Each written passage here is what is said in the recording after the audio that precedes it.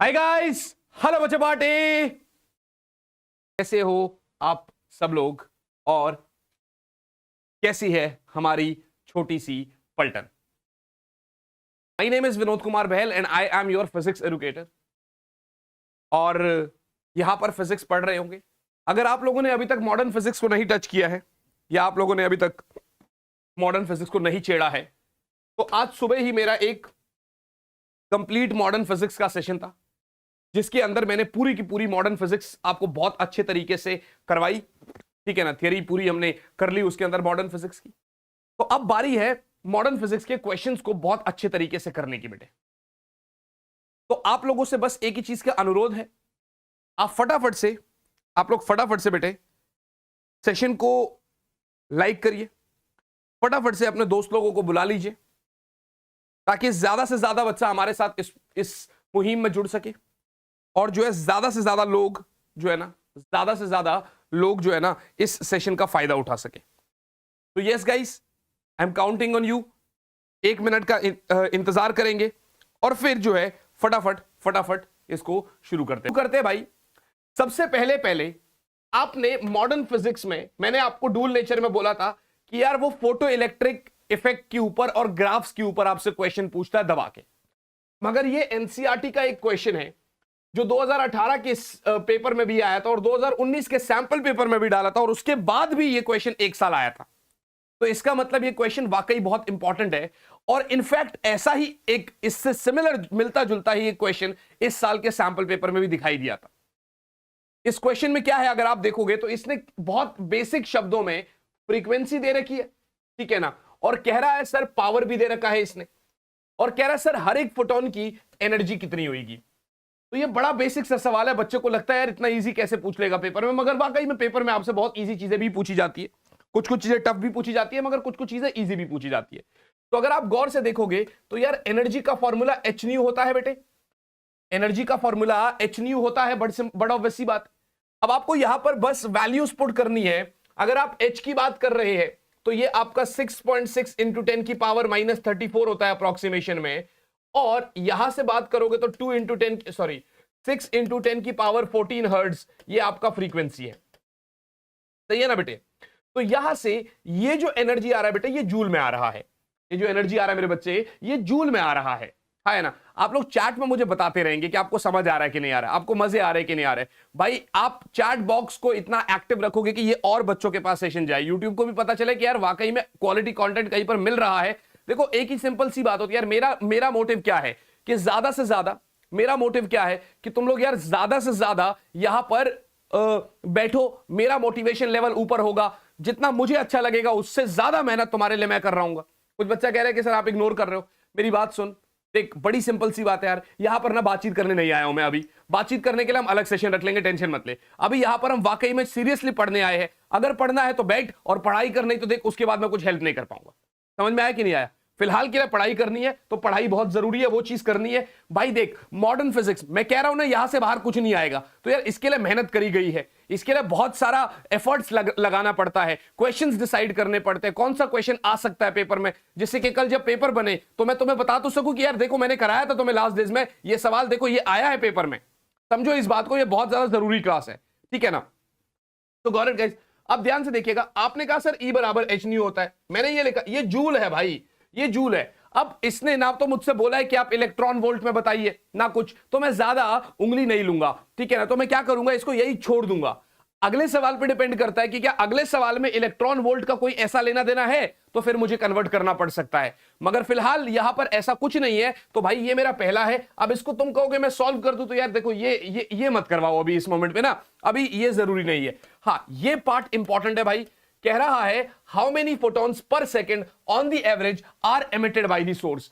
भैया इतनी एनर्जी अगर सोर्स पे गिर रही है तो 1 सेकेंड में कितने फोटॉन्स एमिट हो रहे हैं। मैं आपको एक सिंपल सा लॉजिक बता दे रहा हूं भाई। जो पावर होता है वो होता है एनर्जी अपॉन टाइम। अब ये तो 1 फोटॉन के लिए है भैया।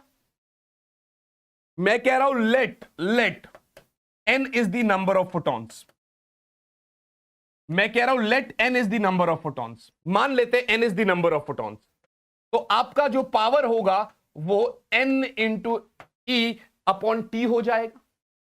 आपसे वो क्या पूछ रहा है कि 1 सेकंड में कितने फोटॉन्स बाहर निकलेंगे, मानी आपसे वो ये small n by small T पूछ रहा है कायदे से देखा जाए तो क्या मैं इसको ऐसा लिख सकता हूं that power is like n into e, जहां पर n is small n by t. तो आपसे तो कैपिटल N पूछा था which is power by energy.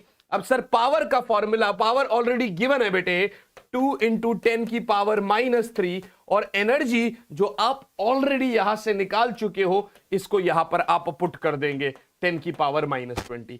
सही है भाई, ये आपका फॉर्मूला है। This is the photons per second बेटे, this is the photons per second. क्या मेरी बात समझ आई?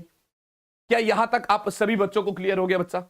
आई hope this is very very clear to you all. तो भैया ऐसा है, देखिए मॉडर्न फिजिक्स में अगर आप सोच रहे हो कि बगैर थियरी के क्वेश्चंस नहीं हो पाएंगे, अरे होंगे भाई। मैं तुझे फॉर्मूला बता रहा हूं, मैं तुझे कॉन्सेप्ट बता रहा हूं बहुत बेसिक से, और मैं तुझे करवा रहा हूं। नहीं बनेंगे तो गलती मेरी है भाई, तुझे समझ नहीं आया तो मेरी गलती है। बैठ तो सही, करने की कोशिश तो कर, एक बार देख तो सही, एक बार खुद के ऊपर भरोसा तो करके देख।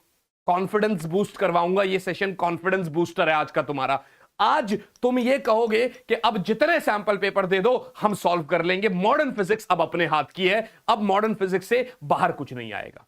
तो small n is the number of photons बेटे, और number of photons per unit time is number of photons per second. वही उसने पूछा था जिसको हमने कैपिटल N मान लिया। ये रहा कैपिटल N बराबर पावर बटे एनर्जी।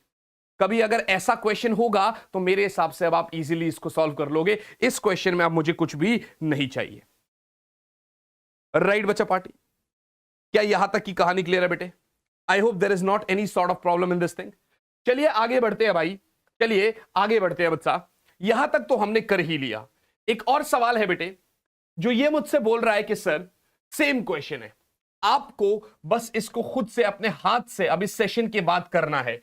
बोल रहा है सर मोनोक्रोमैटिक सोर्स है, वेवलेंथ दे दिया। जहां पहले उसने फ्रीक्वेंसी दिया था अब उसने वेवलेंथ दे दिया। तो जहां पहले आप एनर्जी को h न्यू से निकालते थे अब आप एनर्जी को h c बाय लैम्डा से निकालोगे।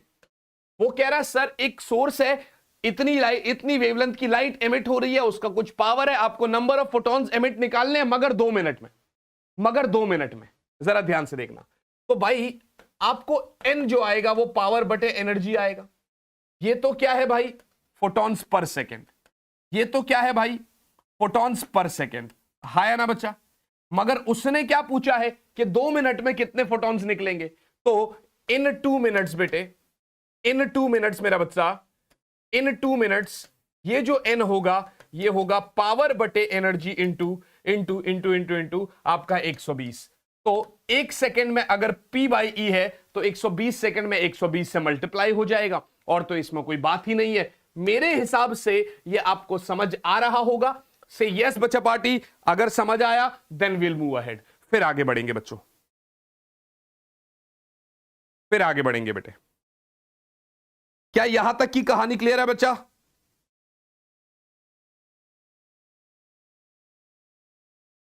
देखो मेरी बात सुनो, व्यूज बटोरने के लिए ना मैं क्या करता होता था, अभी सुबह आ जाता आपके पास, अपना 10 बजे एक मैराथन शुरू कर लेता, कंप्लीट फिजिक्स इन 1 शॉट। और आप लोग भी ना बेवकूफ बनने के लिए आ जाते हो उसके अंदर पढ़ने के लिए। यस सर तो कंप्लीट फिजिक्स पढ़ा रहे, ये वो। भाई मेरी बात समझो, मुझे समय वेस्ट कराना नहीं है तुम्हारा। कंप्लीट फिजिक्स पढ़नी है ना, पिछले साल भी चैप्टर चैनल पे डली थी, उससे पिछले साल भी, और इस साल भी 5 घंटे के अंदर कंप्लीट फिजिक्स डाल चुका हूं। ठीक है ना, शॉर्ट में रिवीजन के लिए 2-3 घंटे में कंप्लीट फिजिक्स कराना होगा, वो मैं करा दूंगा। लेकिन तुम अगर सोचो कि इस समय पे तुम 4-4, 6-6 घंटे एक टीचर के साथ बैठोगे तो वो बड़ा बेवकूफी वाली बात है। हमें क्या करना है भाई? ज्यादा से ज्यादा क्वेश्चंस की प्रैक्टिस करनी है गाइस। जितने ज्यादा क्वेश्चंस की हम लोग प्रैक्टिस करेंगे उतना ज्यादा हमें कॉन्फिडेंस फील होगा। पेपर में जब बैठेंगे तो आपको फीलिंग आएगी कि वाह यार ये चीज हमें आती थी, ये चीज हमने कर ली। क्या मेरी बात समझ में आ रही? आई होप दिस इज क्लियर। तो यार अगर मैं अपने लिए नहीं सोच रहा, अपने चैनल की ग्रोथ के लिए नहीं सोच रहा, क्योंकि आज अगर मैं ये करता ना कि complete physics and one shot पढ़ा देते हैं, तो यार अभी उम्मीद है कि कल शाम तक मेरे 30,000 सब्सक्राइबर तो आराम से बन जाते। If I am not doing that, उससे एक ही चीज है बस, आप लोगों से सेल्फलेसली पढ़ाई की एक्सपेक्टेशंस रख रहा हूं कि आप ये सेशन ज्वाइन करो और अच्छे से सवाल सॉल्व करो। Got it guys? तो मैंने कहा भाई पिछला क्वेश्चन है, सेम क्वेश्चन पीछे जैसा ही है, पीछे आपने 1 सेकंड में निकाला था, अब आपसे 120 सेकंड में मांग रहा है। मेरे हिसाब से ये तो हो ही जाएगा। व्लॉग्स बेटे एक बार पिछला क्वेश्चन देख, फिर उसके बाद आगे आ जाना, ठीक है बच्चा? आई बात समझ? तो I am moving on to the next question guys. I am moving on to the next question. कह रहा है सर एक फोटो सेंसिटिव सरफेस है बेटे, वर्क फंक्शन दे रखा है और ये जूल में दे रखा है, ध्यान से देखना, और कह रहा है सर एच निकाल दे रखा है, तो आपसे थ्रेशोल्ड फ्रीक्वेंसी पूछ रहा है। कभी अगर ऐसा क्वेश्चन बोलेगा तो ये तो आसान है ना भाई, वर्क फंक्शन बराबर एच न्यू नॉट होगा बच्चा, है या ना? तो अब आपसे क्या पूछा है? न्यू नॉट पूछ रहा है ना आपसे, तो nu naught is basically work function by H. अब इसमें I don't feel that there is any sort of problem, any sort of problem, I don't feel so. बताइए जरा, इसमें कोई दिक्कत है क्या?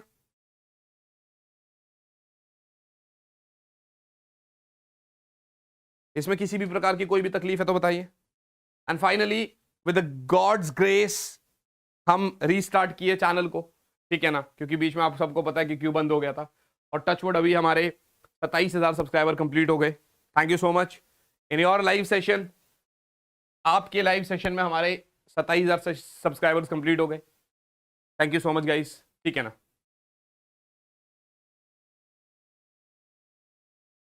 हर साल चैनल को स्टार्ट करते हैं हम लोग, बीच में छूट जाता है। इस साल मैंने सारे काम छोड़ दिया चैनल के लिए, सिर्फ और सिर्फ चैनल पे काम करेंगे, सिर्फ और सिर्फ चैनल चलाएंगे, बाकी कोई काम नहीं करेंगे। समझ में आया कि नहीं आया? बाकी कोई काम नहीं करेंगे। तो आगे बढ़ते हैं भाई, यहां तक तो आप सभी बच्चों को समझ में आ गया। Now what we will do is ये कर लोगे आप, ठीक है ना, और जो आंसर आएगा वो हर्ट्ज में आएगा। अगला सवाल अगर आप देखोगे तो ये सीबीएसई का ही क्वेश्चन है, एनसीईआरटी का क्वेश्चन है और पीवाईक्यू। आप इससे मैं ये बताना चाह रहा हूं कि एनसीईआरटी के सवाल भी बहुत सारे आते हैं पेपर में, ठीक है ना, एनसीईआरटी के सवाल भी बहुत सारे आते हैं पेपर में।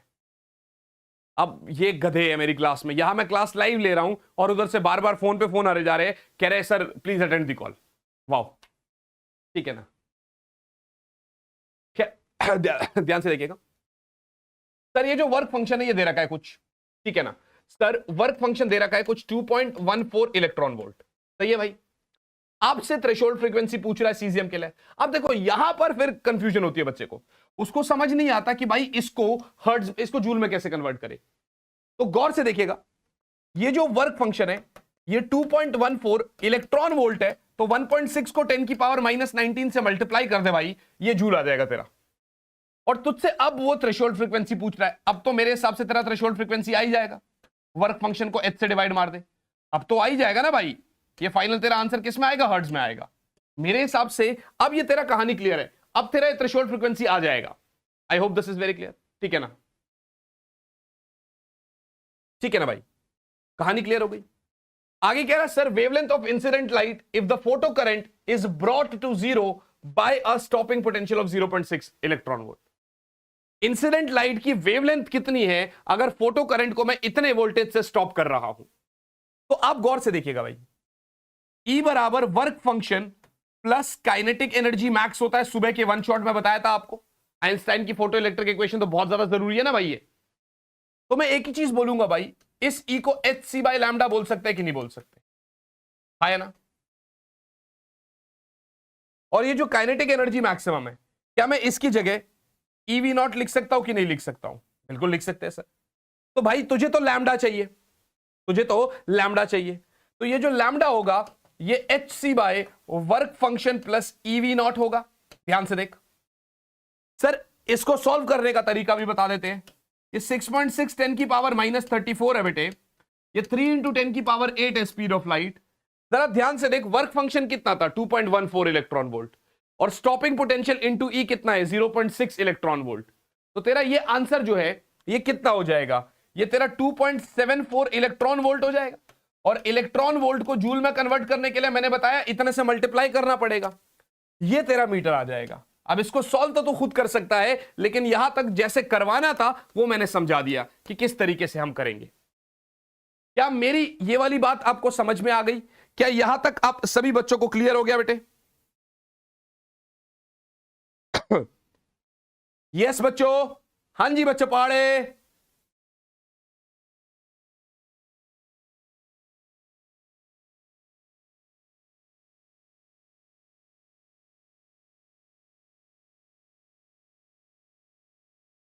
आएगा आएगा, कल आएगा बेटे, कल आएगा, कल आएगा, कल बहुत सारा कंटेंट आएगा, डोंट वरी। तो यहां तक तो क्लियर है ना भाई अपना? यहां तक तो अपना मामला क्लियर है भैया? बात तो बिल्कुल सही है सर, तुम्हारी बात बिल्कुल सही है सर। अब ऐसे ही क्वेश्चन ध्यान से देखिएगा, ऐसे ही क्वेश्चन में लेकर आप घर पे ट्राई कर सकते हो। कह रहा सर फोटो इलेक्ट्रॉन्स जो है मेटल सरफेस से एमिट हो रहा है, वेवलेंथ दे रखा है और वी नॉट भी दे रखा है। कह रहा sir energy of the incident photons, तो ये तो आप सिंपली कर लोगे एच सी बाय लैम्डा से। एच भी है आपके पास, सी भी है और लैम्डा भी दे रखा है, सही है भाई। अब कह रहा है मैक्सिमम काइनेटिक एनर्जी कितना होगा, तो यार ये तो आपका सीधा ई वी नॉट हो जाएगा, है ना? जब वी नॉट दे रखा है, जब वी नॉट दे रखा है तो ये आपका 0.54 इलेक्ट्रॉन वोल्ट हो जाएगा। अब कह रहा है सर वर्क फंक्शन क्या होगा, तो मेरे हिसाब से आप निकाल लोगे एच सी बाई लैम्डा में से काइनेटिक एनर्जी मैक्स को माइनस कर दो। याद रखना ये जो कंसेप्ट आ रहा है तुम्हारा, ये जूल में आ रहा है। जूल को इलेक्ट्रॉन वोल्ट में कन्वर्ट करने के लिए 1.6 इंटू 10 की पावर -19 से डिवाइड भी करना पड़ेगा, उससे आपको डिवाइड भी करना पड़ेगा। क्या मेरी बात समझ में आ रही है आप लोगों को? क्या मेरा ये कॉन्सेप्ट आप लोगों को समझ में आ रहा है? क्या यहां तक की कहानी समझ में आ रही है बच्चे आप लोगों को?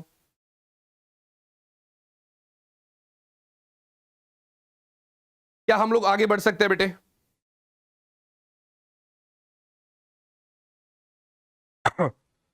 बताइए बच्चा पार्टी। बहुत सही। और लिखा भी है कि सारे आंसर्स को आपने इलेक्ट्रॉन वोल्ट में एक्सप्रेस करना है। बहुत नए नए क्वेश्चंस लेकर आया हूं, एक दो नहीं बतेरों क्वेश्चंस लेकर आया हूं, बतेरों, जो आपसे बोर्ड्स में पूछेंगे, जो आपसे बोर्ड्स में पूछे जा सकते हैं, ठीक है ना? तो आप ऐसा मत सोचिए, थोड़ा सा मिक्सचर लेकर आते हैं। जैसे अभी आपने डूल नेचर करा ना, तो पहले थोड़ा सा एटम्स करते हैं, फिर थोड़ा सा न्यूक्लियाई करते हैं, फिर से थोड़ा सा ऐसा ही मिक्सचर करते हैं। ऐसा ना लगे कोई बच्चे को कि यार ये तो सिर्फ डूल नेचर के हो रहे हैं या सिर्फ एटम्स के हो रहे हैं या फिर क्या है क्या नहीं है। तो जो इंपॉर्टेंट क्वेश्चंस है ना, मैं जरा आपको वो भी बताता हूं। अब थोड़ा नीचे से शुरुआत करते हैं ना, थोड़ा नीचे से शुरुआत करते हैं, जिससे कि आपको आइडिया लगे भाई, है ना? जिससे कि आपको आइडिया लगे बेटे। तो नीचे से क्या स्टार्टिंग कर रहे हैं, गौर से देखिएगा। एटम्स की शुरुआत करते हैं भाई। इसकी ब्राइटनेस मैंने डल कर रखी है so दैट आपको दिक्कत ना हो। Wait for a while guys, 1 minute के लिए समय दीजिएगा। माफी चाहते हैं आपके डिस्टर्बेंस के लिए।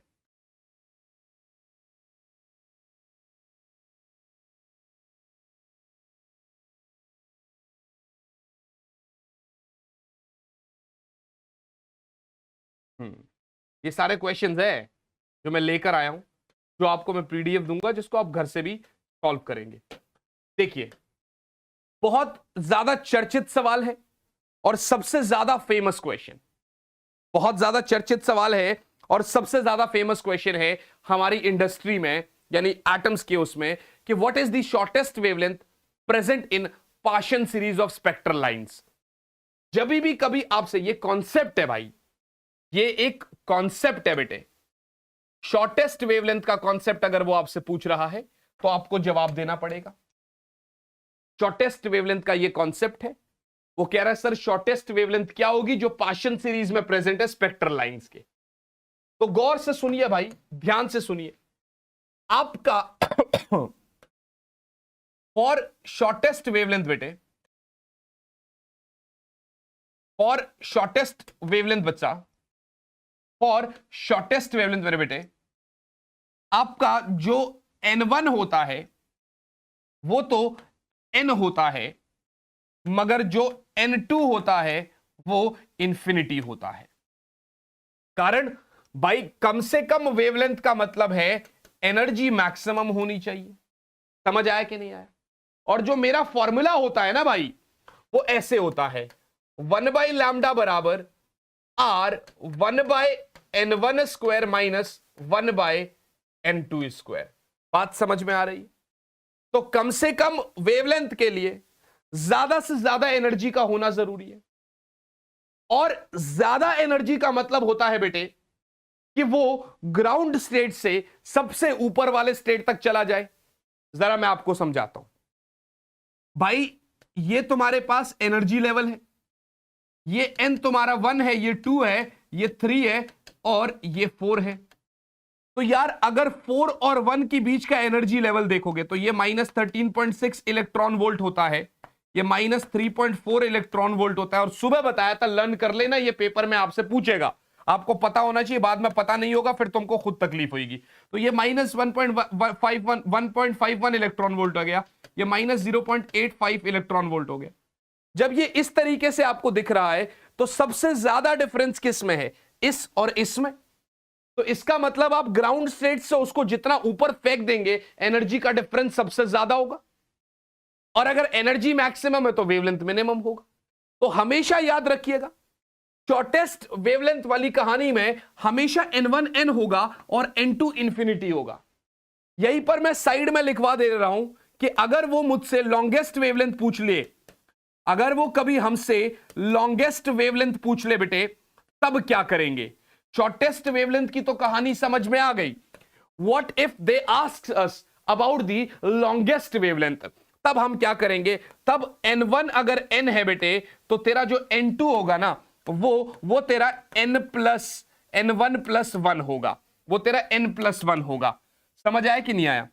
तो अगर लॉन्गेस्ट वेवलेंथ की बात कर रहा है, अगर ग्राउंड स्टेट में तेरा 4 है तो उसको फोर्थ से फिफ्थ, और या मतलब फिफ्थ से फोर्थ में उसको जंप मारना पड़ेगा लॉन्गेस्ट वेवलेंथ के लिए।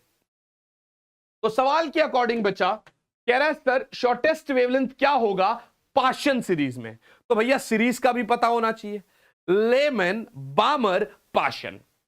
पाशन के लिए भाई, पाशन के लिए भाई, फॉर पाशन तेरा जो n1 है वो 3 होता है। लेमन बामर पाशन n1 तेरा 3 होता है, तो तेरा जो n2 है वो इंफिनिटी होना चाहिए। शॉर्टेस्ट वेवलेंथ की कहानी है। तो इसका मतलब बच्चा आपका 1/λ होगा r 1/3 का स्क्वायर माइनस 1/इंफिनिटी। ये खत्म हो गया तो 1/λ r/9 हो गया। तो लैम्डा बराबर 9/r होता है। ये 9/r जो है ये मीटर है। अब आपको रिडबर्ग कांस्टेंट के बारे में पता होना चाहिए, 1.09 इंटू 10⁻⁷ पर मीटर होता है, ठीक है ना? तो ये 7 ऊपर चला जाएगा तो अप्रोक्सीमेटली 900 नैनोमीटर के आसपास की कहानी है ये। तो आप जरा इस क्वेश्चन को समझने की कोशिश करिए। ये एक बहुत प्यारा कॉन्सेप्ट है भाई। इस कॉन्सेप्ट के ऊपर अगर क्वेश्चन पूछेगा तो लॉन्गेस्ट वेवलेंथ के लिए n1 अगर n है तो n2 जो है वो n+1 होगा, और शॉर्टेस्ट वेवलेंथ के लिए बेटे n1 अगर n है तो n2 जो होगा वो इंफिनिटी होगा। बता मेरे भाई और बहन, क्या ये कहानी क्लियर है बच्चा? Sir these are enough please tell. Inder Mehrotra, मेरे भाई मैं घर नहीं गया हूं, गंध खा रहा हूं भाई, कभी कुछ कभी कुछ, ठीक है ना? जिम विम जाना बंद हो गया है, सोना दुश्वार हो गया है ये सारा कंटेंट लाने के लिए। फिर भी तू अगर ये बात पूछ रहा है कि आर दीज इनफ, नहीं पूछना चाहिए भाई, क्योंकि हर साल बच्चे करते हैं और बच्चे फिर बाद में आके बोलते हैं सर मजे आ गए, जो आपने आखिरी के 5 दिनों में 4 दिनों में कराया था ना, उतना हम पूरे साल में भी पढ़ाई नहीं करे थे। ठीक है ना? समझ आ गया? सर बस तरीका बता दो। तरीका तो बता दिया ना बेटे, तरीका तो बता दिया ना बच्चे, कॉन्सेप्ट भी समझा दिया, क्वेश्चन भी करा दिया कि कैसे कैसे क्या होगा। दैट्स इट, ये तुम्हारा आंसर है ना? ये तुम्हारा आंसर है भाई, ठीक है ना?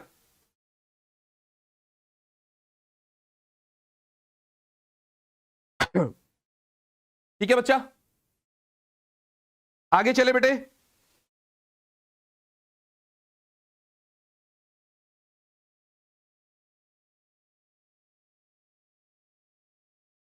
आगे चले बच्चों।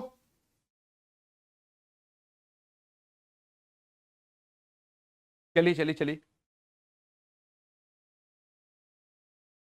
तो आगे बढ़ते हैं भाई अगले सवाल की तरफ। कह रहा है सर ग्राउंड, देखो मैंने सुबह आपको एक क्वेश्चन दिया और देखो कितने साल आया हुआ है ये क्वेश्चन, 2007, 2013, 2010, 2011, 2016 और पता नहीं कितने कितने सालों में ये क्वेश्चन आया हुआ है। ठीक है ना भाई, ग्राउंड स्टेट एनर्जी दे रखी है, काइनेटिक और पोटेंशियल पूछ रहा है, तो आपको पता होना चाहिए कि काइनेटिक एनर्जी का डबल मैग्नीट्यूड में टोटल एनर्जी के डबल बराबर मैग्नीट्यूड में पोटेंशियल एनर्जी के बराबर होता है। तो मैग्नीट्यूड पहले लिख लो आप, तो काइनेटिक एनर्जी का मैग्नीट्यूड और टोटल एनर्जी का मैग्नीट्यूड बराबर है 13.6 इलेक्ट्रॉन वोल्ट। और आपको यह बात पता भी होनी चाहिए कि काइनेटिक पॉजिटिव है तो ये दोनों बाकी नेगेटिव होंगे। समझ आया कि नहीं आया? समझ आया कि नहीं आया? अब आगे बोल रहा है भाई, आगे बोल रहा है पोटेंशियल एनर्जी, वो इसका डबल होगा, तो 2 इंटू 13 26 27.2 इलेक्ट्रॉन वोल्ट, मगर वो नेगेटिव होगा टोटल एनर्जी के ही सिंबल का। तो ये आपसे सवाल पूछा था, आपको ये फॉर्मूला आपको बहुत अच्छे से याद होना चाहिए भाई, ये फॉर्मूला आपको बहुत अच्छे से याद होना चाहिए भाई। ठीक है ना बेटे? कहानी समझ आती है ना बच्चा? क्लियर है ना कहानी? हाँ सर। देखो ऐसा भी क्वेश्चन पूछेगा कि सर अगर 12.5 इलेक्ट्रॉन वोल्ट इलेक्ट्रॉन बीम जो है उसको मैंने एक हाइड्रोजन पे बम्बार्ड करा दिया, तो वेवलेंथ की सीरीज पूछ रहा है, what series of wavelength will be emitted. अक्सर यह समझ नहीं आया कि क्या बोल रहा है ये, कभी कभार क्वेश्चन ही बड़ा टेढ़ा मेढ़ा पूछ लेता है। अब व्हाट सीरीज ऑफ वेवलेंथ पूछ रहा है ये, आप लोग अब इसको कैसे लेंगे? अब ये डिपेंड करता है कि ये कितने मार्क्स का क्वेश्चन पूछा गया है, मगर पहले समझने की कोशिश करते हैं। आपको पता है कि इतनी एनर्जी दी है उसको, तो जो एनर्जी देते हैं वो E2 माइनस E1 के बराबर होती है। बात समझ में आई? तो दिया वो एनर्जी कितना है? 12.5 electron volt. I hope this is very clear. E2 वाला तो E2 रहेगा और ग्राउंड स्टेट में एनर्जी माइनस 13.6 इलेक्ट्रॉन वोल्ट होती है ना भाई? सेकंड ऑर्बिट में से पहले की एनर्जी माइनस करोगे तभी तो उतना दिया होगा, तभी तो वो सेकंड से फर्स्ट में या फर्स्ट से सेकंड में गया होगा। तो मैंने कहा भाई जो ये E2 क्या है? Energy in the excited state 12.5 electron volt, ये इधर प्लस है उधर माइनस 13.6 इलेक्ट्रॉन वोल्ट। तो E2 आया मेरे बच्चा आपका कितना कितना कितना कितना 13.6 में से 12.5 माइनस कर, माइनस 1.1 इलेक्ट्रॉन वोल्ट। इतना ही आया भाई, माइनस 1.1 इलेक्ट्रॉन वोल्ट। यानी ये उस की एनर्जी है एक्साइटेड स्टेट में। मेरे पास जो एनर्जीज है बेटे, मेरे पास जो एनर्जीज है वो क्या क्या है देखना जरा। Minus 13.6 electron volt, minus 3.4 electron volt, minus 1.51 electron volt and minus 0.85 electron volt है ना?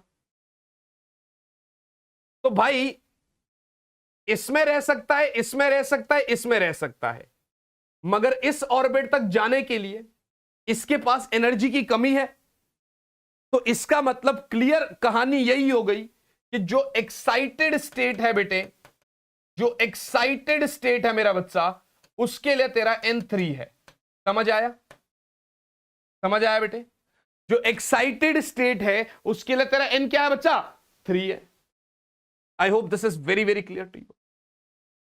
अब वो कह रहा है सर वेवलेंथ की सीरीज, तो सिंपल सी बात है बेटे, पहले तो जब N आता है तो नंबर ऑफ स्पेक्ट्रल लाइंस जान लेते हैं, नंबर ऑफ स्पेक्ट्रल लाइंस जान लेते हैं। उसका फॉर्मूला होता है बेटे n-1 divided by 2, n-1 divided by 2। बोले तो 3 इंटू 2 बाई 2, 2 से 2 काट ले, 3 बच गया। 3 का मतलब क्या होता है समझना जरा। 3 का मतलब क्या होता है? 3 से 1, 3 से 2 और 2 से 1, राइट।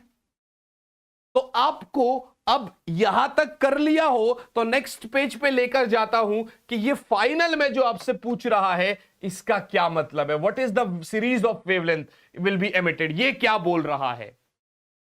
क्या यहां तक सभी को समझ में आ गया बेटे? क्या इसमें तो किसी भी बच्चे को प्रॉब्लम नहीं है बच्चा?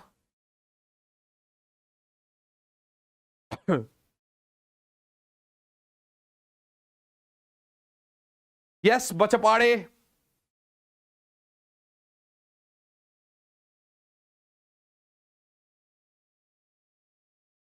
क्लियर है भाई?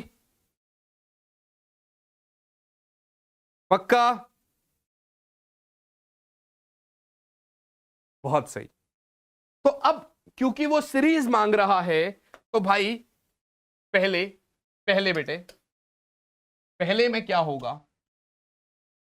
1/λ1 बराबर आर 1/1 का स्क्वायर माइनस 1/3 का स्क्वायर, क्योंकि 3 से 1 आ रहा है। फिर 1/λ2 बराबर आर 1/1 का स्क्वायर माइनस 1/2 का स्क्वायर, क्योंकि 1 से 2 में आ रहा है। और दूसरा क्या है? 3 से 2 में जा रहा है। और 1/λ3 बराबर बेटे आर 1/2 स्क्वायर माइनस 1/3 स्क्वायर। तो ये है आपका λ1 λ2 λ3। ये मांग रहा है असली में आपसे। असली उसका मतलब ये था। ये तो मैंने आपको इसलिए सिखाया कि आपका कंसेप्ट भी क्लियर हो जाए कि कभी भी अगर ऐसा क्वेश्चन आए, कभी भी अगर इस तरीके से वो पूछे तो you should be aware about this. आपको पता होना चाहिए कि वो क्या मांग रहा है, कैसे मांग रहा है, किस तरीके से मांग रहा है। यस बच्चों। हाँ जी बच्चा पहाड़े।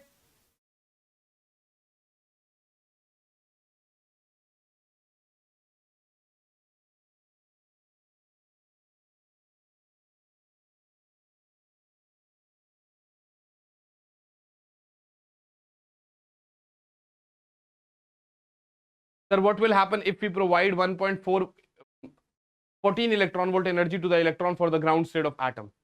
मेरे भाई एक बात बता, -13.6 इलेक्ट्रॉन वोल्ट है, उसको कंप्लीटली नॉकआउट करने के लिए उतना एनर्जी इनफ है, 13.6 इलेक्ट्रॉन वोल्ट। तो उससे ज्यादा एनर्जी दोगे भी तो आप नॉकआउट कर रहे हो ना, 13.6 ही आप दे सकते हो ना उसको, है ना। उसको नॉकआउट करने के लिए 13.6 इलेक्ट्रॉन वोल्ट की ही मैक्सिमम एनर्जी की रिक्वायरमेंट है ना मेरे भाई। उससे ज्यादा आप कितनी भी दोगे उससे फर्क क्या पड़ जाएगा? ठीक है बच्चा, अगले सवाल पे चलते हैं। देखो, कभी कभार थियरी में 2 नंबर का नॉर्मल क्वेश्चन भी फ्री के मार्क्स देने के लिए दे देता है कि state Bohr's quantization condition for defining stationary orbits.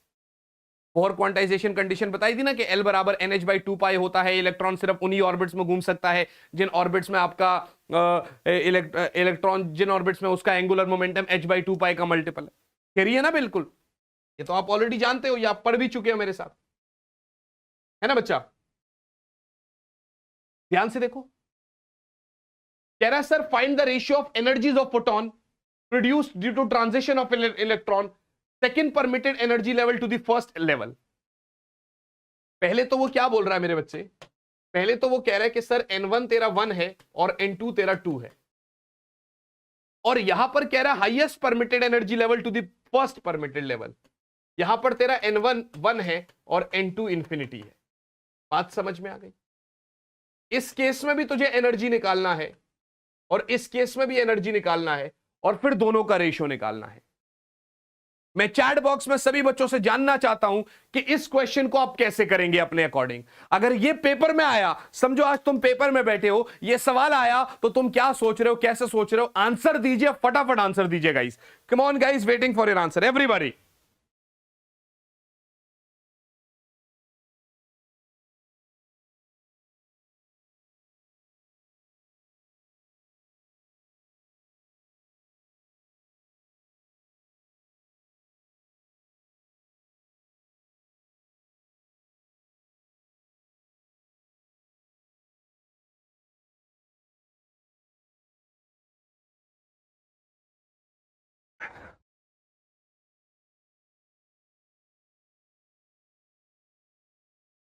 Yes बच्चों,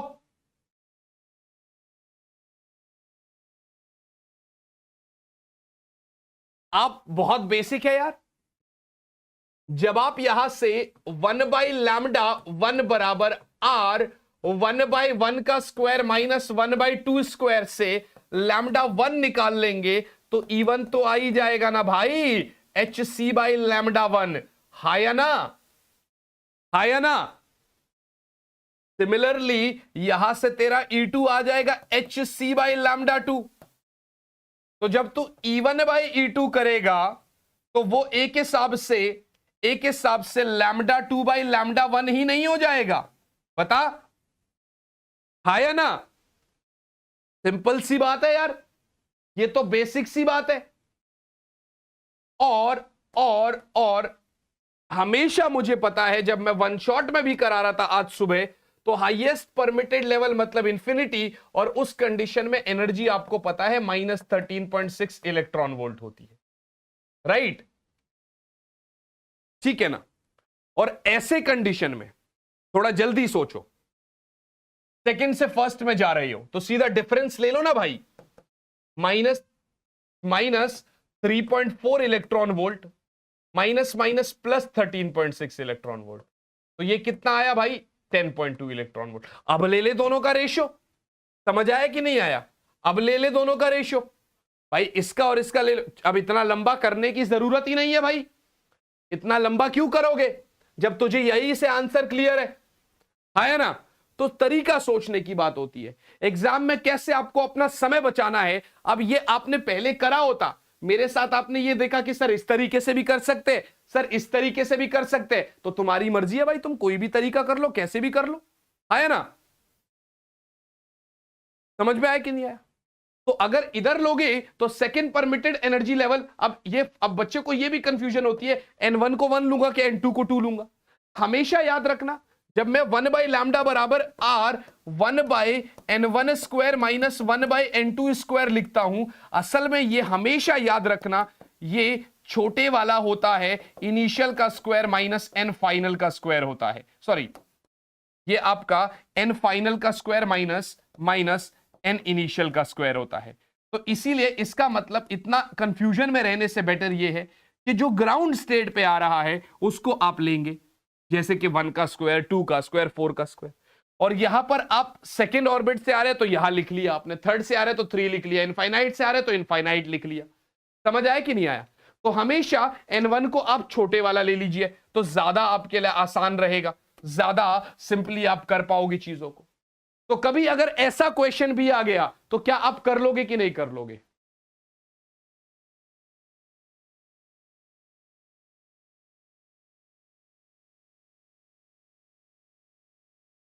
सही है भाई, आगे चल सकते हैं बच्चा? क्यों नहीं चल सकते सर? देखो, what is the maximum number of spectral lines emitted by a hydrogen atom when it is in the third excited state. यहां बच्चा कंफ्यूज होता है, यहां बच्चा लगता है, यहां बच्चा लिखता है, यहां बच्चा लिखता है कि सर तेरा जो n है वो 3 है। ना ना ना ना, N3 नहीं है, वो कह रहा है third excited state. First excited state मतलब N2, सेकेंड एक्साइटेड स्टेट मतलब N3, थर्ड एक्साइटेड स्टेट मतलब N4। और जब N4 हो गया तो मैंने अभी नंबर ऑफ स्पेक्ट्रल लाइंस का फॉर्मूला सिखाया आपको। नंबर ऑफ स्पेक्ट्रल लाइंस तेरा हो गया N-1/2, 4 इंटू 3/2, आंसर आया 6। अब देखो ना, पिछले क्वेश्चन में आपने कॉन्सेप्ट सीखा, इस क्वेश्चन में उसने अलग लैंग्वेज में आपसे पूछा। तो अगर आता होगा तो आप कर पाओगे, नहीं आता होगा तो कैसे ही कर लोगे भाई? समझ रहे हो ना मेरी बात? आता होगा तो आप कर लोगे, नहीं आता होगा तो आप कैसे ही कर लोगे फिर? Got it guys? से यस बचपाड़े।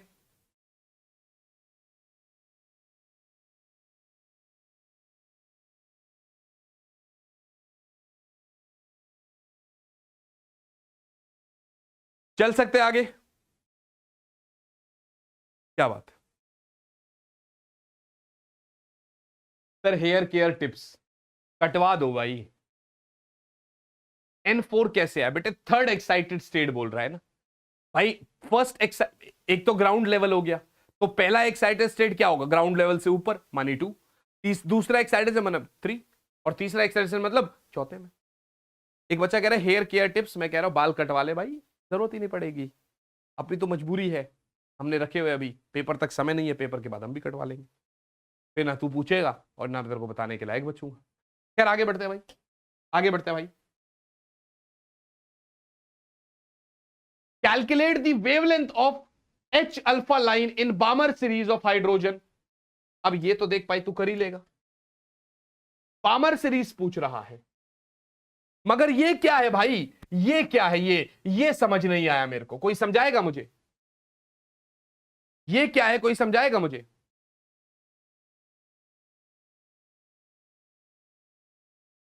एनीबडी?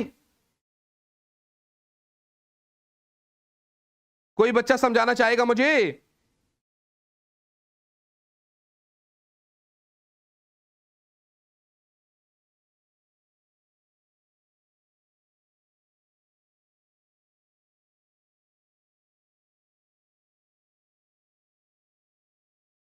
हाँ हीलियम है, लेकिन उसके लिए क्या करोगे? एन क्या लोगे? वही तो पूछ रहा हूं।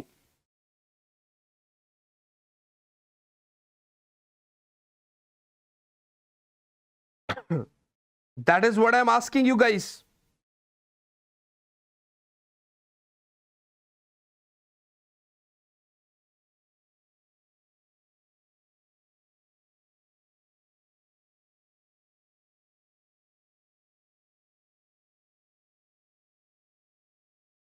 समझा दे आपको?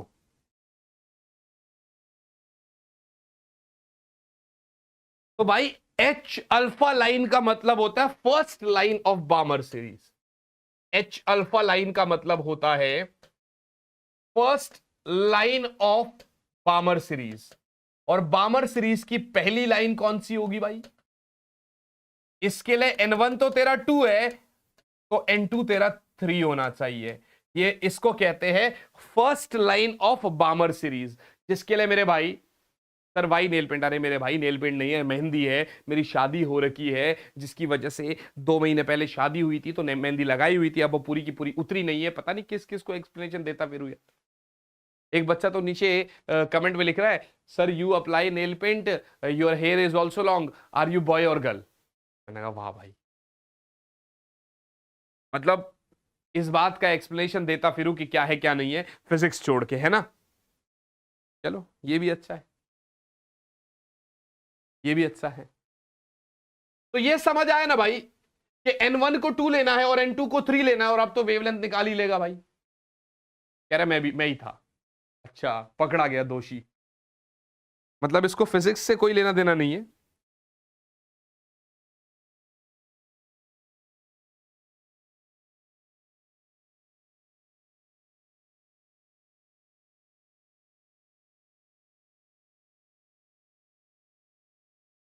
चलिए भाई आगे बढ़ते हैं। शॉर्टेस्ट वेवलेंथ वाला क्वेश्चन तो आप कर ही लोगे भाई, अभी सिखाया मैंने तुम लोग को, दोबारा फिर से आ गया। ये भी ऐसा ही क्वेश्चन था जो अभी मैंने तुमको पढ़ाया, लगभग सेम क्वेश्चन ही था। ठीक है ना, ठीक है ना।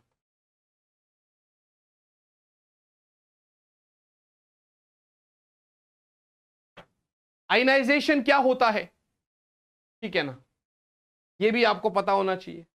अच्छा ये देखो, एक का दे रखा है, दूसरे का पूछ रहा है, ये भी बड़ा आसान क्वेश्चन है, बस कंपैरिजन कर दिया इसने कि लेमन सीरीज का दे रखा है, तो आपका बामर में शॉर्ट वेवलेंथ लिमिट, मानी लेमन में N1 तेरा 1 है, N2 तेरा इंफिनिटी लेना है, और इसमें तेरा N1 2 लेना है, और N2 तेरा इंफिनिटी लेना है। इधर तेरा क्या आएगा? 1/λ1 तेरा क्या आ जाएगा? R 1/1 माइनस 1/इंफिनिटी, तो λ1 तेरा क्या आएगा? 1/r। सही है भाई, कोई प्रॉब्लम तो नहीं है? या R तेरा 1/λ1 आ रहा है, या λ1 तेरा इतना आ रहा है, जो ऑलरेडी मुझे गिवन है, क्योंकि ऑलरेडी मुझे गिवन है 913.4 एंगस्ट्रम, ये 1/r की वैल्यू है, सही है भाई। तो यहां पर जब तेरा 1/λ2 लिखेगा तो वो r 1/2 का स्क्वायर माइनस 1/∞ हो गया। माने यहां λ2 जो तेरा है वो 4/r है, बोले तो 4 इंटू 1/r हो गया। 1/r की वैल्यू सीधा सीधा पुट कर देना भाई, ये तेरा हो जाएगा इतना, तो ये तेरा आपका ऐसे हो गया, इतना एंगस्ट्रम आपका वेवलेंथ है। वो पूछ रहा है आपसे, बोलिए बच्चों, आया समझ? आया समझ बेटे? कोई प्रॉब्लम वाली बात तो नहीं है बच्चा?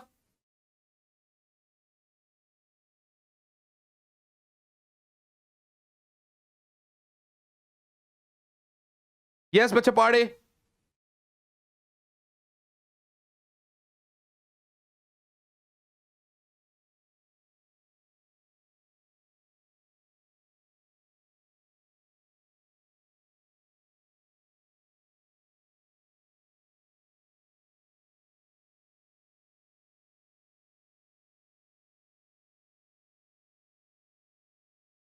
क्लियर है भाई? अरे कोई बात नहीं बेटे, मैं समझ सकता हूं, इट्स ओके, डोंट वरी। चलते हैं भाई आगे, चलते हैं भाई आगे, अगले सवाल पे चलते हैं बेटे, अगले सवाल पे चलते हैं बच्चा। जहां पे वेवलेंथ का रेशियो पूछ रहा है, अब आपसे फ्रीक्वेंसी का रेशियो पूछ रहा है। जहां पे तेरा वेवलेंथ है, अब फ्रीक्वेंसी पूछ रहा है, ठीक है ना? आपकी लाइव में बार बार ऐड शो हो रहा है, ओके, मैं इसको बंद करवा दूंगा भाई। जहां पे आपसे वेवलेंथ का रेशियो पूछ रहा है, अब तुमसे वो फ्रीक्वेंसी का रेशियो पूछ रहा है, तो अब तो मेरे हिसाब से तुम कर ही लोगे भाई, ठीक है ना?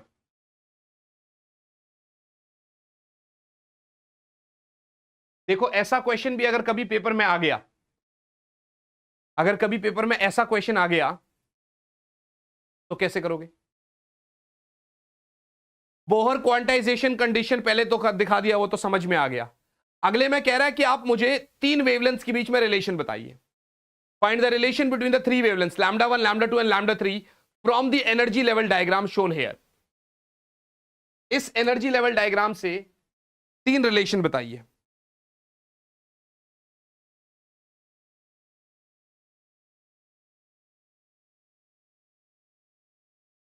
ठीक है ना?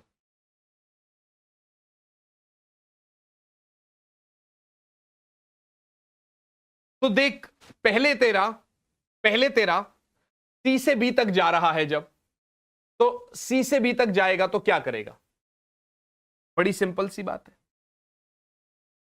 बड़ी सिंपल सी बात है बेटे। 1/λ1 किसके बराबर होगा? 1/λ1 किसके बराबर होगा तेरा? EB माइनस EC, है ना?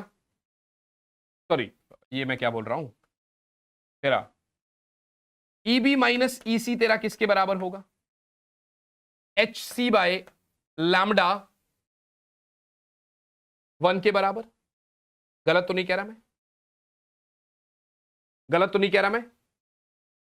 या ऐसा लिखो, देखो ध्यान से देखो, ऐसे क्वेश्चन में आपको 3 चीजें चाहिए, P और C का डिफरेंस, P और C के एनर्जी का डिफरेंस, फिर उसके बाद A और B का डिफरेंस, तो EA माइनस EB, और लास्ट में आपको EA माइनस EC चाहिए।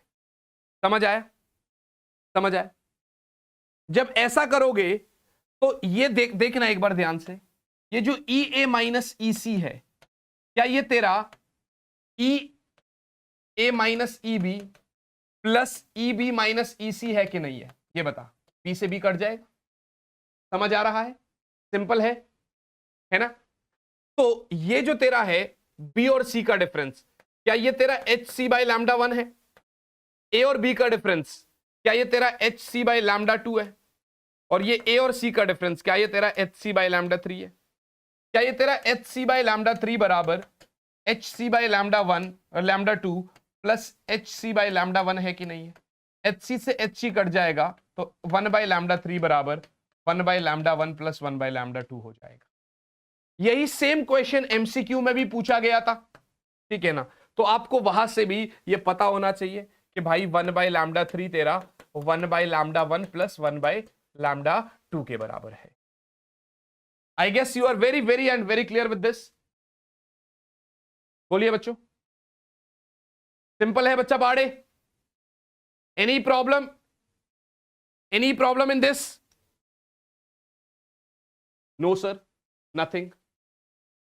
ऐसा क्वेश्चन पूछा है और कह रहा है सर इसमें से कौन सा ट्रांजिशन मैक्सिमम वेवलेंथ का होगा?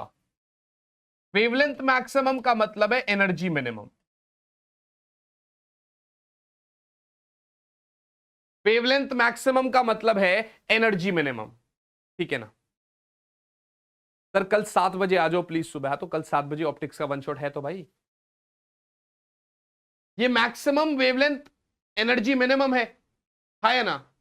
तो तू सिंपली ले लेना, तू सिंपली ले ले कि अब ये तो तेरे को पता चल गया कि n1 तेरा 1 है, n1 तेरा n है, तो n2 तेरा n+1 होगा। ये तो ठीक है, लेकिन यहां पर ऐसे देखो 2 3 3 4 1 2, इसमें किस में लेगा? तो मिनिमम एनर्जी में तेरे पास जो है गैप सबसे कम होना चाहिए, और वो गैप क्लियरली दिखाई दे रहा है कि इन दोनों में सबसे कम है। तो ये आपका होगा 4 से 3, ये आपका होगा 4 से 3 वाला ट्रांजिशन। कुछ चीजें कभी कभार देखकर भी करनी पड़ती है, कभी कभार देखकर भी कुछ चीजों में दिमाग लगाना पड़ता है। इसका पीडीएफ बिल्कुल मिलेगा, क्यों नहीं मिलेगा भाई? व्हाट्सएप, टेलीग्राम, हर जगह पर मिलेगा। क्यों टेंशन ले रहे हो यार?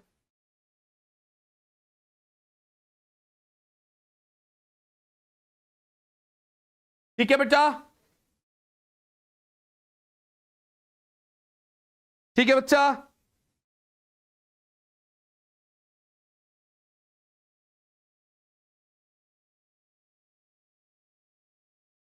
Sir you are really good, I saw that. Till paper I only follow your channel.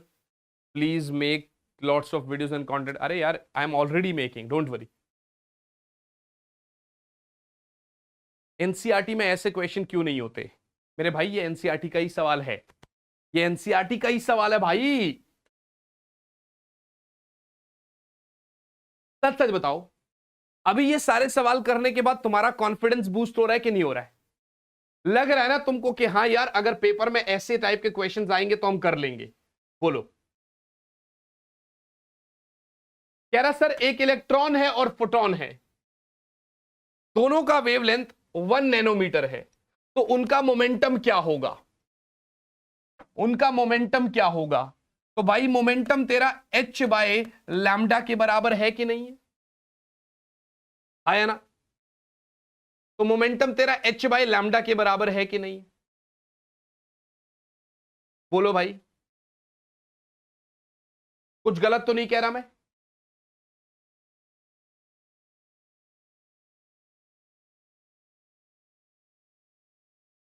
कुछ गलत तो नहीं कह रहा मैं?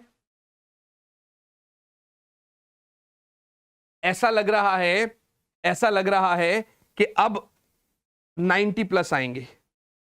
ये क्वेश्चन जरा ट्राई करेंगे आप लोग? हाँ जी बच्चे,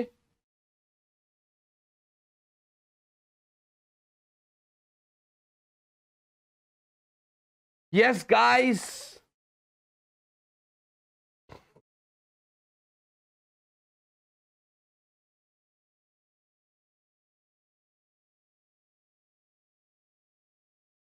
क्या फॉर्मूला सेम लगेगा, मैं ये पूछ रहा हूं आप लोगों से?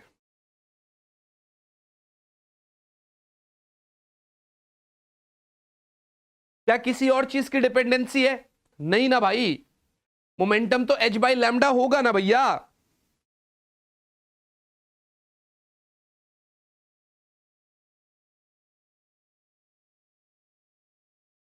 अब कह रहा भाई एनर्जी ऑफ फोटोन बता दीजिए, तो एनर्जी के लिए क्या फॉर्मूला लगाओगे? hc/λ लगाओगे कि नहीं लगाओगे? हाँ या ना? और तीसरे केस में बेटे आपसे काइनेटिक एनर्जी ऑफ इलेक्ट्रॉन पूछ रहा है। तीसरे केस में काइनेटिक एनर्जी ऑफ इलेक्ट्रॉन पूछ रहा है, तो तो ऐसे कंडीशन में आपको मैंने लास्ट क्लास में फॉर्मूला सिखाया था p²/2m, याद है, जहां पर मास ऑफ इलेक्ट्रॉन लगेगा। याद है बच्चा? याद है बेटे?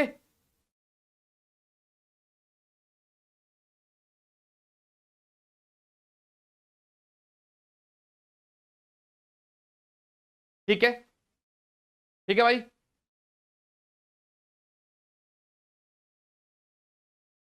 चले आगे, चले आगे।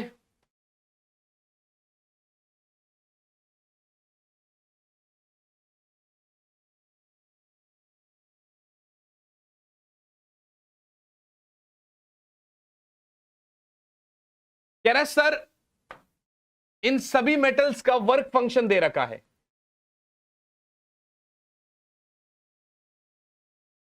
अगर रेडिएशन इतनी है तो इनमें से कौन सा फोटो इलेक्ट्रिक एमिशन करवाने की काबिलियत में नहीं है? तो आपको एक चीज गिवन थी कि जो आपकी गिवन एनर्जी है वो थ्रेशोल्ड एनर्जी से बड़ी होनी चाहिए, है ना बेटे? तो पहले आप गिवन एनर्जी निकालेंगे विच इज hc/λ। ये एनर्जी कुछ xi मान लो। अगर तो ये एनर्जी 2.75 से ज्यादा है तो ये एमिशन कर सकता है, नहीं तो नहीं। 2.30 से ज्यादा है तो हां, नहीं तो नहीं। ये एनर्जी इस थ्रेशोल्ड में से जिससे भी कम निकलेगी उसका वो आपका फोटो इलेक्ट्रॉन्स वो इलेक्ट्रॉन्स को एमिट नहीं करवा पाएगा। और लेजर अपने सिलेबस में नहीं है अभी, तो इसलिए नहीं पढ़ा रहा, मगर जो उसका इनिशियल लेवल का पार्ट था वो पढ़ाना था कि अगर ऐसा पूछेगा तो आप कैसे करोगे। तो बस उसकी एनर्जी निकालो। If that energy is greater than threshold energy, photo electric emission will happen. If that energy is less than threshold energy, photo electric emission is not happening.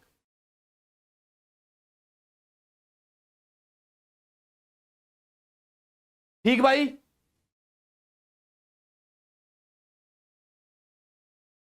ठीक है भैया? सही है भाई। आगे चलते हैं, आगे चलते हैं। टर्म थ्रेशोल्ड फ्रीक्वेंसी, ठीक है ना? देखिए मैंने कहा था ग्राफ का क्वेश्चन पूछेगा। मैंने कहा था ग्राफ का क्वेश्चन, देखो 2005 में भी आया, 2018 में भी आया। ग्राफ्स के अक्सर क्वेश्चन पूछता है वो, ठीक है ना? तो ग्राफ्स के क्वेश्चन पूछता है वो। Photo electric current versus applied voltage for their 3 incident radiations of equal frequency and different intensities। याद है कौन सा ग्राफ पूछ रहा है आपसे? स्टॉपिंग पोटेंशियल वाला ग्राफ पूछ रहा है आपसे। याद है? I3 I2 I1, I3 is greater than I2 is greater than I1। ये तेरा फोटो करंट है, ये तेरा फोटो करंट है, ये तेरी फ्रीक्वेंसी है, ये तेरा स्टॉपिंग पोटेंशियल है। सॉरी फ्रीक्वेंसी बोल रहा हूं, ये तेरी स्टॉपिंग पोटेंशियल है। अप्लाइड पोटेंशियल है, ये स्टॉपिंग पोटेंशियल। समझ आया? ये क्या होता है? Saturation current. मैं ऑलरेडी एक्सप्लेन कर चुका हूं वन शॉट में, ठीक है ना? ठीक है ना?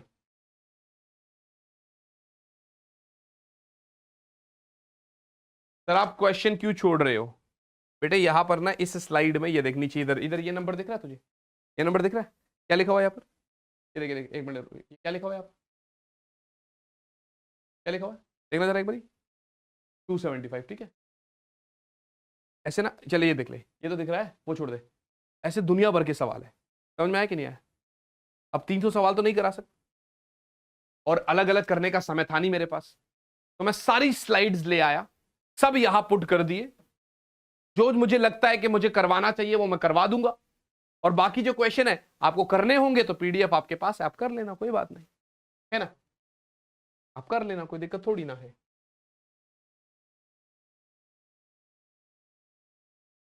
कह रहा सर इलेक्ट्रॉन को मैंने इतने वोल्ट से एक्सेलरेट कर दिया, तो डी ब्रॉगली वेवलेंथ क्या होगा associated with it? D Broglie wavelength क्या होगा? आपको पता है एक फॉर्मूला भी दिया होता है डी ब्रॉगली वेवलेंथ का स्टॉपिंग पोटेंशियल के साथ। क्या फॉर्मूला है, कोई बच्चा बताएगा? सर 10 मिनट का ब्रेक दे दो। ब्रेक की रिक्वायरमेंट ही नहीं है भाई, कुछ तो सवाल और रह गए बस। पीडीएफ बेटा physics on tips Telegram channel पे मिल जाएगा। इसके अंदर क्या फॉर्मूला लगाऊंगा बेटे, बोलो।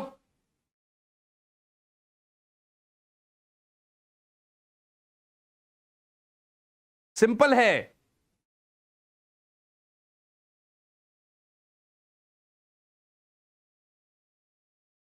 ना ना ना ना ना, ये सिंपल फॉर्मूला होता है बेटे।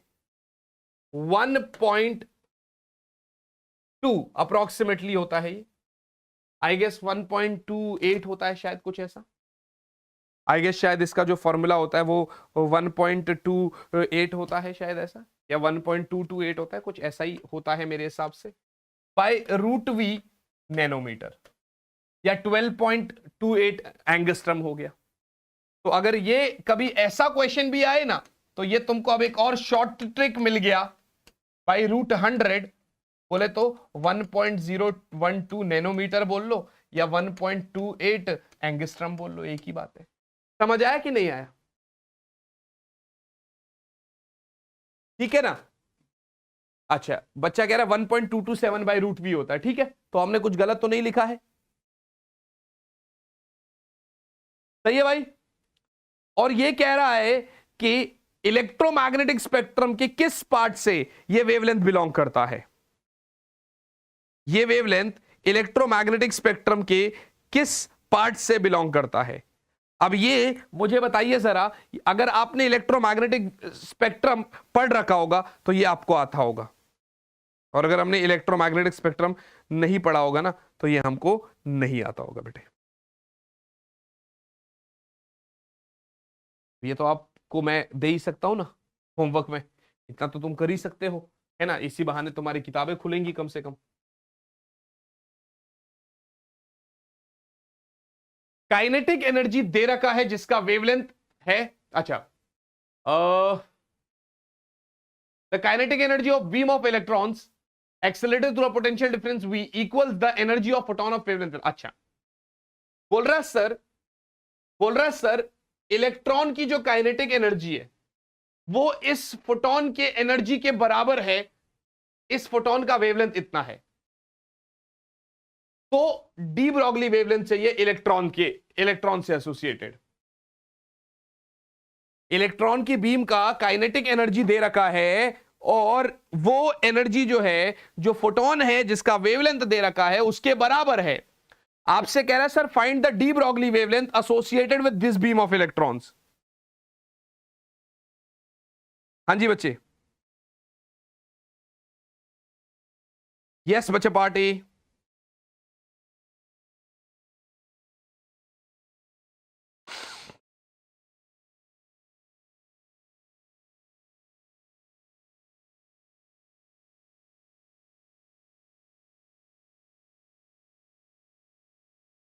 तो कैसे करोगे मेरे भाई, कैसे करोगे भैया? आपसे डी ब्रॉगली अक्सर बच्चों को कंफ्यूजन होती है, डी ब्रॉगली वेवलेंथ पूछ रहा है, क्या होता है, H बाई पी होता है, फॉर्मूला तो वही है। अच्छा, H बाई रूट 2m होगा, क्योंकि मोमेंटम नहीं दे रखा, अब काइनेटिक एनर्जी भी नहीं दे रखा, तो H by root 2m, kinetic energy की जगह HC बाई लैम्डा मेरा बच्चा, काइनेटिक एनर्जी की जगह HC बाई लैम्डा, है ना। आपसे क्या पूछा, ये, अब सब चीज तो गिवन है, बस पुट कर दो, आंसर निकाल लो। अभी सब चीज तो गिवन है भाई, है ना बेटे, सब चीज तो गिवन है।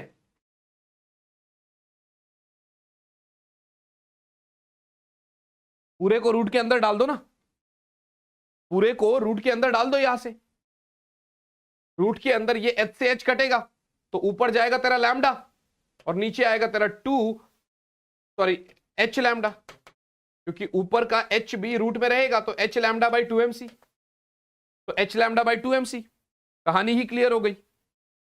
हाँ भाई, आई बात समझ में? Neeraj studies, sir are you smoking? मेरे भाई गलती से भी ना ये बोल मत दियो, ना मैंने आज तक कभी सिगरेट को हाथ लगाया, और ना हम ये सारी गंदी काम करते हैं, पेशे से मास्टर हूं, आध्यात्मिक जीवन जीता हूं, ठीक है ना, तो ये सारे गंद काम ना मैंने आज तक कभी करे, ना मैं करता हूं। और अगर मैं ही ये सब करने लग गया तो मैं मेरे बच्चे को क्या सीख दे पाऊंगा, मैं अपने बच्चों को क्या सिखा पाऊंगा कि तुम्हें जिंदगी में क्या करना है क्या नहीं करना है। समझ रहे हो?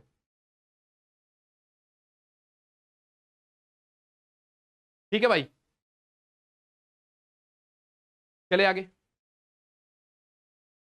देखो अक्सर ये पूछ लेता है, कह रहा है एक प्रोटॉन है और एक अल्फा पार्टिकल है, सेम डी ब्रॉगली वेवलेंथ है, तो इनका एक्सेलरेटिंग पोटेंशियल का रेशियो और इनके स्पीड्स का रेशियो कैसे निकालोगे भाई? थैंक यू सो मच बेटे। कैसे निकालोगे भाई? एक प्रोटॉन है और एक अल्फा पार्टिकल है, उनके डी ब्रॉगली वेवलेंथ सेम है। अब डी ब्रॉगली वेवलेंथ क्या होता है मेरे भाई? De Broglie wavelength of proton is equals to de Broglie wavelength of alpha particle. है ना बच्चा? है ना बेटे?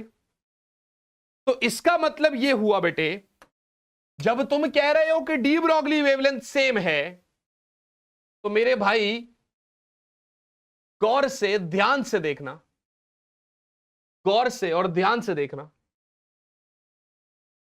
एच बाय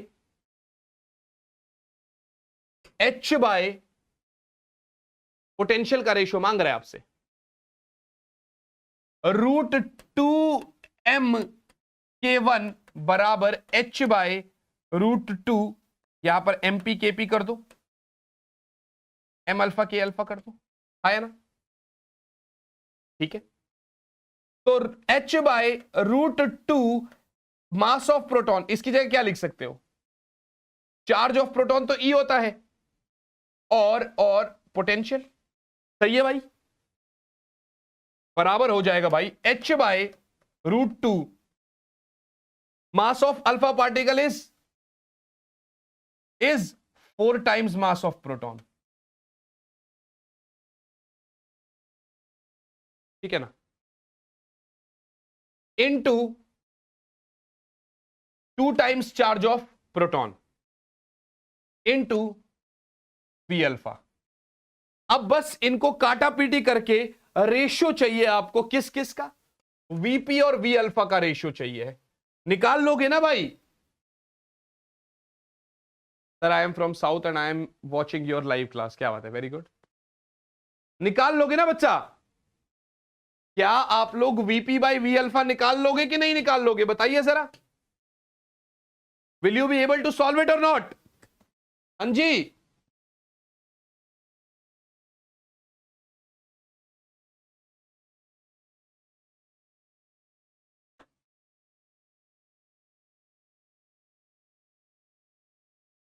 बताइए बच्चा, बताइए बेटे।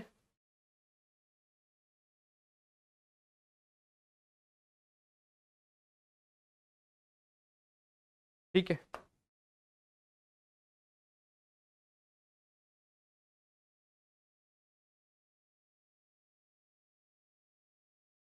ये सेम क्वेश्चन देखो, 2015 में उधर आया था, उधर स्पीड भी पूछा गया था, इधर आपसे सिर्फ ये चीज पूछ लिया। ये एक प्रूफ वाला क्वेश्चन है, 2019 में आया है कि फोटोन है और प्रोटॉन है, सेम डी ब्रॉगली वेवलेंथ है, तो बोल रहा है एनर्जी ऑफ फोटोन इसके बराबर है। ये आप होमवर्क में ट्राई करिए भाई, नहीं बना तो कमेंट करिएगा, इसको करवा देंगे अगली क्लास में, मगर ट्राई करिए आप इसको, ठीक है ना? सर एक बार ये वाला सॉल्व कर दो, ये वाले की बात कर रहे हो? अबे बस रूट वूट देख के घबरा गया बेवकूफ, एच से एच काट दे, ये देख, और रूट से रूट भी काट दे, क्योंकि स्क्वायरिंग करेंगे तो कट ही जाएगा ना भाई। तो 2 into mass of proton into E into V proton बराबर 2 4 8 mass of proton into 2 E V alpha. देख, 2 से 2 कट गया, मास ऑफ प्रोटॉन से मास ऑफ प्रोटॉन कट गया, ई से ई कट गया, वीपी बराबर 8 वी अल्फा।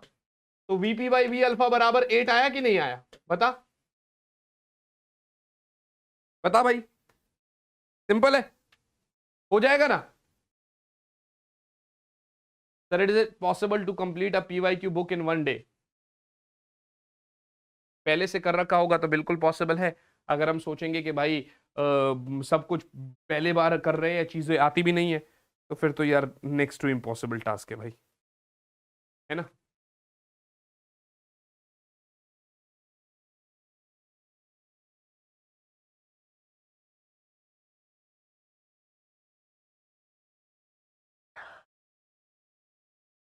चलिए आगे बढ़ते हैं, आगे बढ़ते बेटे, आगे बढ़ते हैं।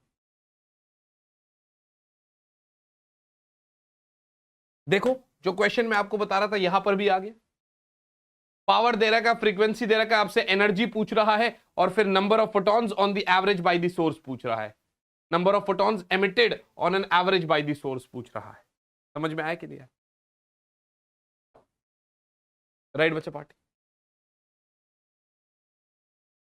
ये वो सारे क्वेश्चंस है जो आप कर लेंगे आसानी से, ठीक है ना। कुछ क्वेश्चंस और कराता हूं आप लोगों को, कुछ क्वेश्चंस और करते हैं बेटे। शॉर्टेस्ट वेवलेंथ वाला करवा दिया, लॉन्गेस्ट वेवलेंथ वाला करवा दिया मैंने, ठीक है ना।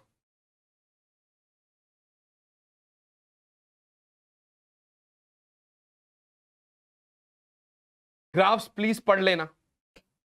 जैसे ये देखो, कह रहा sir the radius of nth orbit in Bohr model of hydrogen atom is proportional to. Bohr model में जो nth ऑर्बिट का रेडियस होगा वो किसके प्रोपोर्शनल है, बताइए जरा।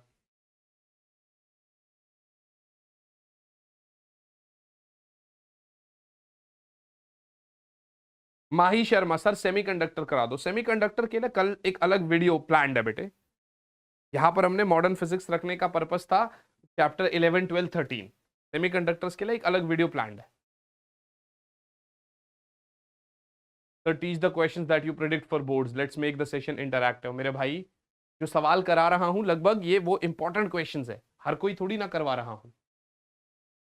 So the radius of nth orbit in Bohr model of hydrogen atom is proportional to what? किसके प्रोपोर्शनल होगा भाई बता, आज ही पढ़ाया था। n square h square by 4 pi square m k z e square, याद है कि भूल गए?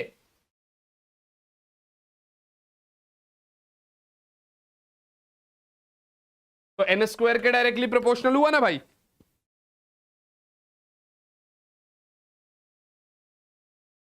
कह रहा sir hydrogen atom initially ground state पे था, मानी n1 तेरा 1 है, और इसने फोटोन एब्जॉर्ब किया और फिर तेरे को n2 तक ले गया, 5th लेवल तक, तो वेवलेंथ क्या होगा? तो भाई सिंपल सा फॉर्मूला लग जाएगा, 1/λ बराबर r, तेरा 1/1 स्क्वायर माइनस 1/5 का स्क्वायर।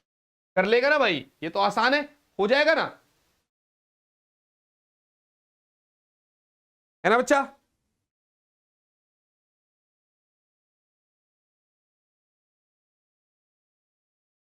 आगे बढ़ते हैं।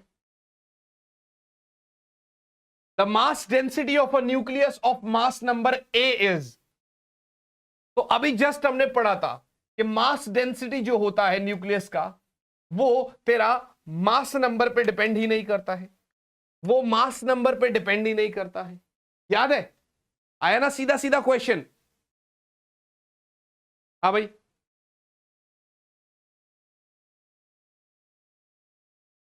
सीधा सीधा क्वेश्चन पूछा ना उसने हमसे।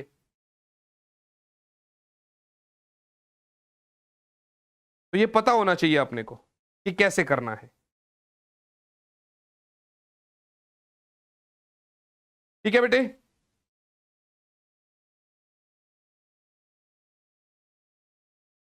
चले आगे चलते हैं।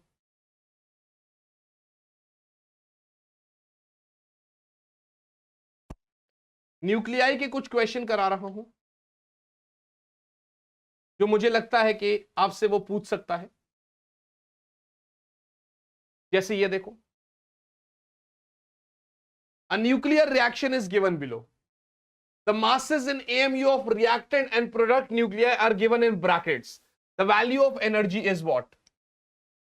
तो कभी अगर ऐसा क्वेश्चन आए ना बच्चा, तो आपको लिखना है Q बराबर डेल्टा M इंटू सी स्क्वायर, आया ना, याद है ये फॉर्मूला?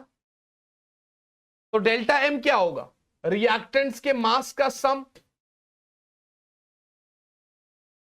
माइनस बेटे प्रोडक्ट्स के मासेस का सम इनटू सी स्क्वायर। सही है भाई,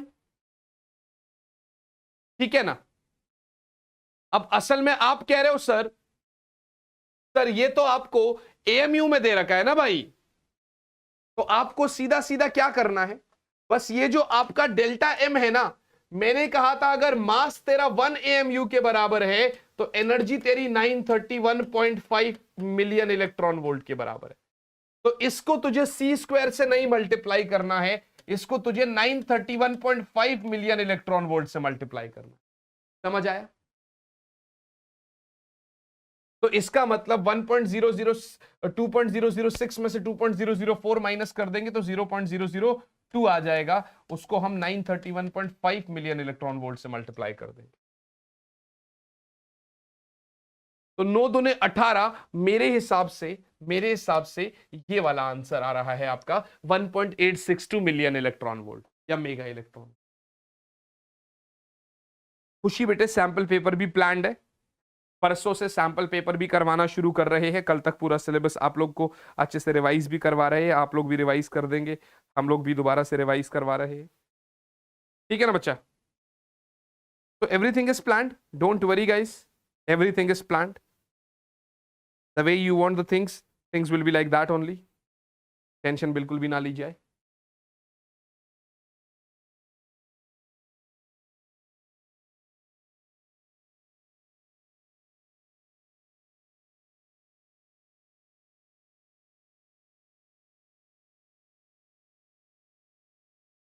चले आगे,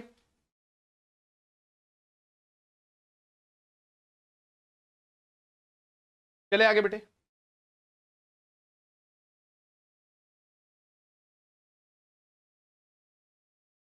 देखो ये क्वेश्चन अगर कभी पूछा जाए, रेडियस न्यूक्लियस का दे रखा है और वो कह रहा है वो RAL है, तो ये TE का न्यूक्लियस क्या होगा।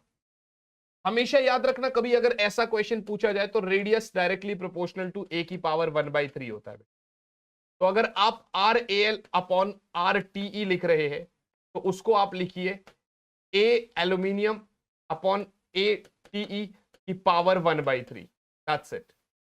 यानी कि RAL, ठीक है ना, into mass number of TE by mass number of AL की पावर 1/3। तो अब TE का मास नंबर कितना है 125 और इसका कितना है 27, तो ये आया 125/27 की पावर 1/3। और आई कैन से 5/3 की पावर 3 की पावर 1/3, 3 से 3 कटा तो 5/3 RAL मिला मुझे, तो 5/3 RAL मिला मुझे। समझ आया कि नहीं आया? तो 5/3 RAL मिला मुझे, ठीक है भाई, ठीक है भैया, समझ आया आप लोगों को?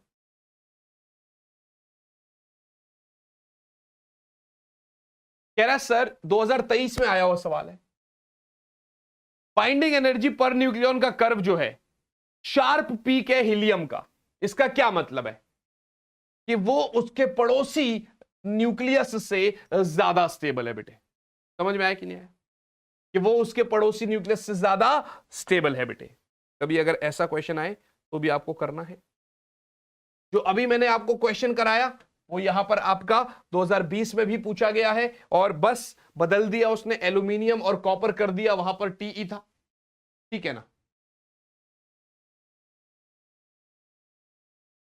Got it guys?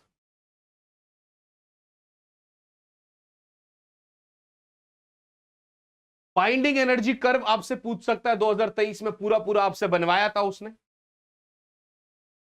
2023 में आपसे उसने बनवाया था। 2024 के सैंपल पेपर में, सैंपल क्वेश्चन पेपर में उसने आपसे ग्राफ से रिलेटेड चीजें पूछी है, न्यूक्लियर फिजन न्यूक्लियर फ्यूजन से चीजें पूछी है। सैंपल पेपर कभी भी बनता है तो हमें उससे थोड़ा सा आइडिया लेना होता है कि हो सकता है पेपर में इस टाइप के भी क्वेश्चंस पूछा जाए, ऐसे तरीके के भी क्वेश्चन आ जाए पेपर में, तो हमें थोड़े से आइडिया लेने पड़ते हैं वहां से, ठीक है ना? राइट बच्चा पाठ। आपसे सैंपल पेपर में ये इस तरीके का ये न्यूक्लियर रिएक्शन का ग्राफ पूछा गया, जो मैंने आपको आज सुबह बहुत प्यार से समझाया अपने वन शॉट में, जो complete modern physics and one shot कराया था कि भाई 0.8 फर्मी तक वो स्टेबल है, मैक्सिमम बिल्कुल सही इक्विलिब्रियम में है। आप उसको दूर करोगे तो वो आने की कोशिश करेगा, पास करोगे तो वो रिपेल करने की कोशिश करेगा। तो ये चीजें इस तरीके से ये आपको पता होना चाहिए, you should be aware about this fact, ठीक है ना? राइट बच्चा पार्टी।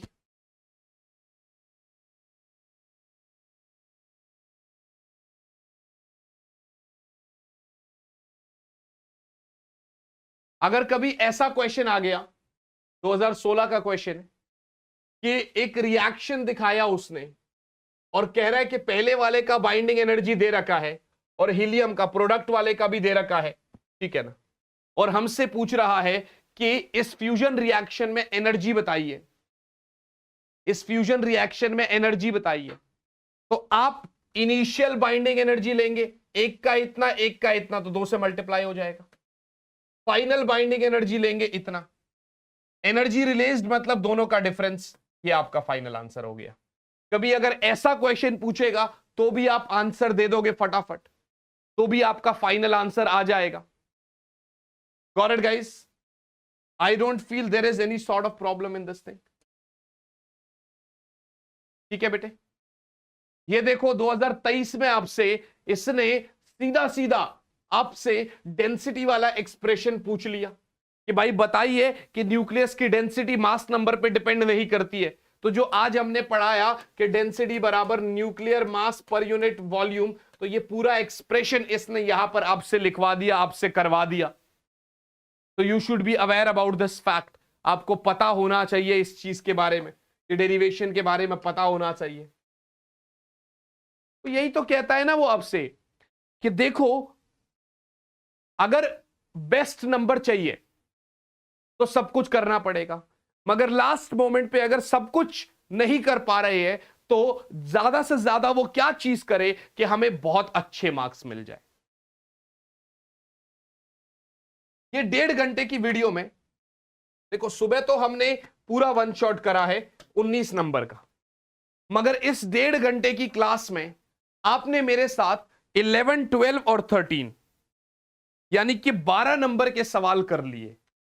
आई डोंट फील कि इससे बाहर आपका कोई भी क्वेश्चन पेपर में पेपर सेटर बनाएगा। पेपर जो भी पेपर सेट करेगा, हाँ वो ग्राफ्स के बारे में पूछेगा, वो ग्राफ की अलग वीडियो भी आएगी, इधर भी मैंने आपको ग्राफ्स के बारे में समझा दिया। और क्या ही पूछ लेगा मॉडर्न फिजिक्स में आपसे, जितना वो पूछ सकता था मेरे हिसाब से मैंने सब तो आपको करवा दिया यहां पर। फिर भी मैं ये पीडीएफ आपको दे रहा हूं, इस पीडीएफ में और भी बहुत सारे क्वेश्चंस है। अगर आपको लगता है कि यू शुड सॉल्व इट, आप बना पा रहे हो तो आप बनाओ भाई इसको। ये इसमें से जो ये कुछ क्वेश्चंस है वो मैंने पीवाईक्यू का जो सेशन डाल रखा है 8 घंटे का, उधर भी करा रखे हैं। तो मॉडर्न फिजिक्स आप निपटा रहे हैं। Hope you guys are liking this session, like कर रहे हैं तो प्लीज आप लोग जो है ना इस सेशन को शेयर करिए दोस्तों के साथ। आपसे मिलेंगे आप ही की अगली क्लास, तब तक के लिए all the very very and very best बच्चों। Bye guys, bye all and yes.